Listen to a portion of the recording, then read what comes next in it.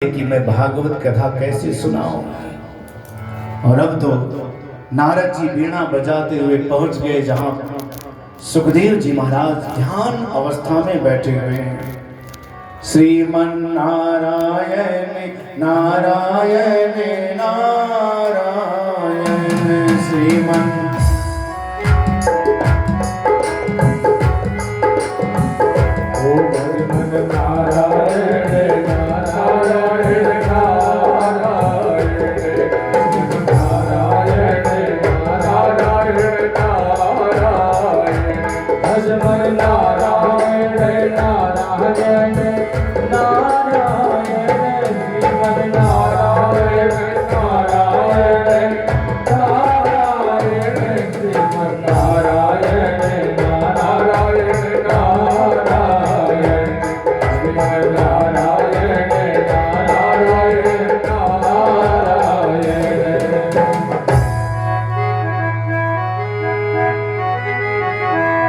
और नारद जी महाराज ने सुखदेव जी महाराज से मिले और सुखदेव जी ने आदर किया। महाराज बताइए कैसे आए हो?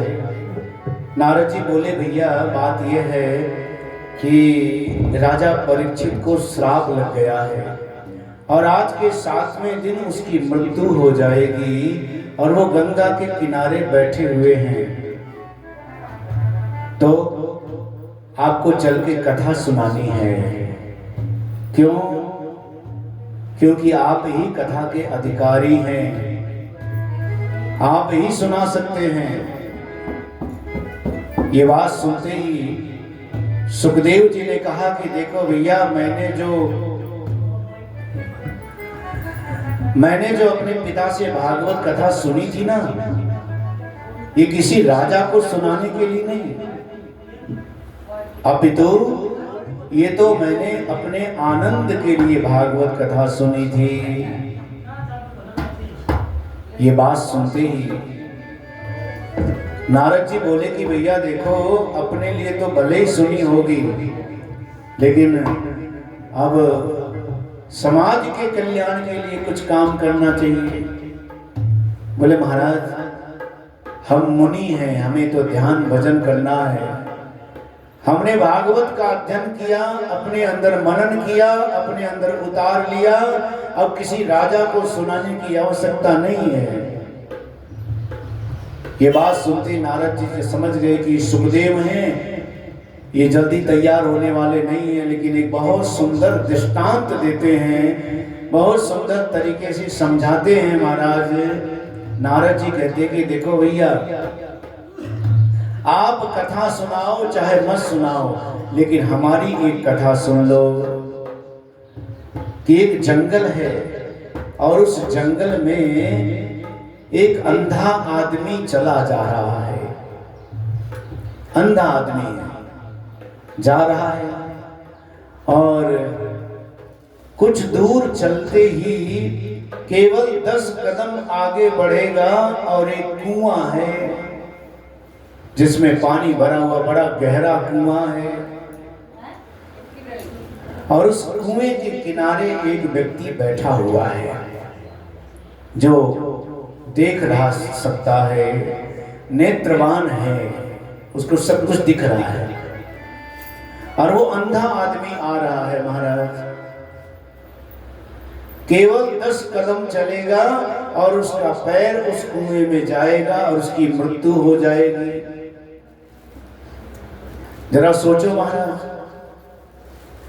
यदि वो गिर गया, उस व्यक्ति के सामने जो नेत्रवान है, जो दिख रहा है, जिसको सब कुछ दिख रहा है, और उसी के सामने कुएं में गिर गया, तो दोष किसको लगेगा? किसको लगेगा बताओ? उसी को लगेगा ना जिसको दिख रहा था।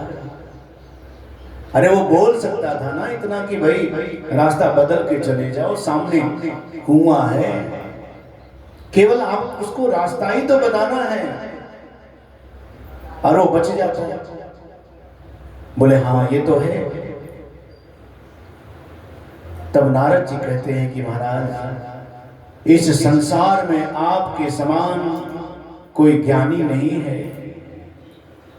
कोई ज्ञानवान नहीं है, कोई नेत्रवान नहीं है आपके समान।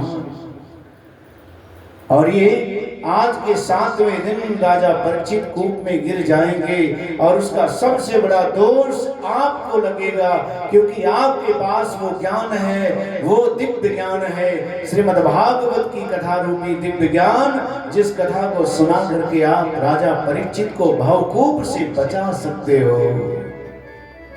और नहीं बचाओगे तो समाज आपको दोषी कहेगा कि आप इतने बड़े ज्ञानी हो के भी राजा परीक्षित को कथा नहीं सुनाए। दोषी बनना है तो बैठे रहो, और यदि आप दोषी नहीं बनना चाहते समाज में, क्योंकि समाज में संत और महापुरुष जो होते हैं ना, उनका काम क्या होता है? संत जो होते हैं, महापुरुष जो होते हैं, उनका काम क्या होता है? समाज को जगाने का काम, समाज को तैयार करने का काम है कि तुम जग जाओ। जरा आप सोचो, विचार करो कि लोग कहते हैं ना कि ये संत महात्मा जहां तहां लगे रहते हैं कथा में, प्रवचन में, अपनी ज्ञान की चर्चा में। अरे जैसे भी हो, समाज का कल्याण होना चाहिए, समाज का उद्धार होना चाहिए, समाज जग जाए। और जिस दिन जग जाओगे उसी दिन समझ लो हमारे देश का परम कल्याण हो जाएगा, क्योंकि हम जगे नहीं हैं, हम सो रहे हैं। आंखें खुली हैं, लेकिन खुली आंखों से भी सपना देख रहे हैं।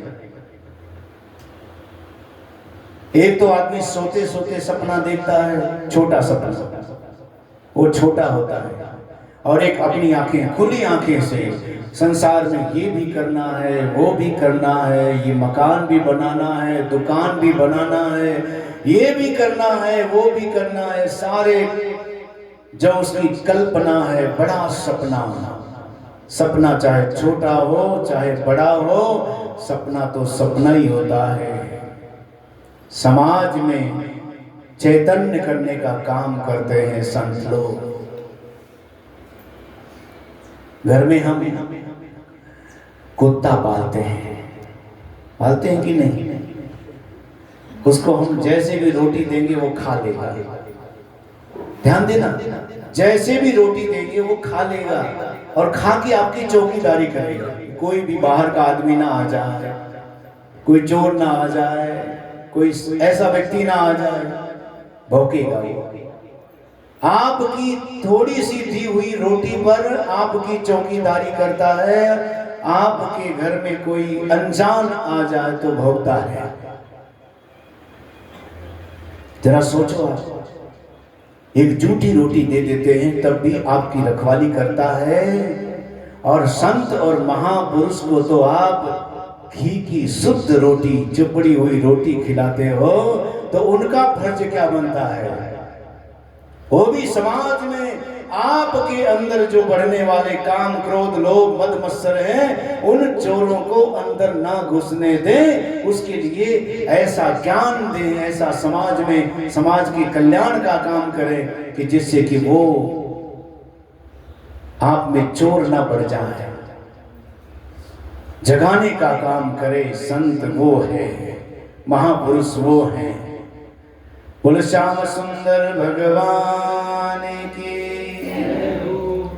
और इसीलिए महाराज सुखदेव जी आए, आकर के बैठ गए गंगा के किनारे, और स्वयं राजा परीक्षित ने 2 प्रश्न किया है। ऐसे तो अनेकों प्रश्न किए हैं श्रीमद् भागवत में, लेकिन 2 प्रश्न का बड़ा महत्व है। पहला प्रश्न किया कि जब जीव संसार में जन्म लेता है तो उसको जीवन पर्यंत क्या करना चाहिए? क्या करना चाहिए जीवन भर?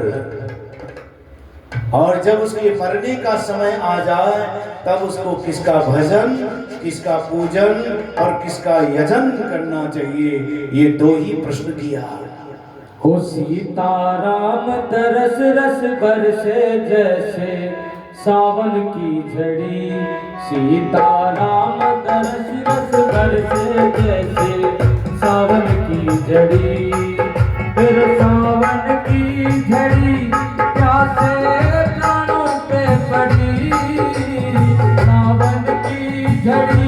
प्यासे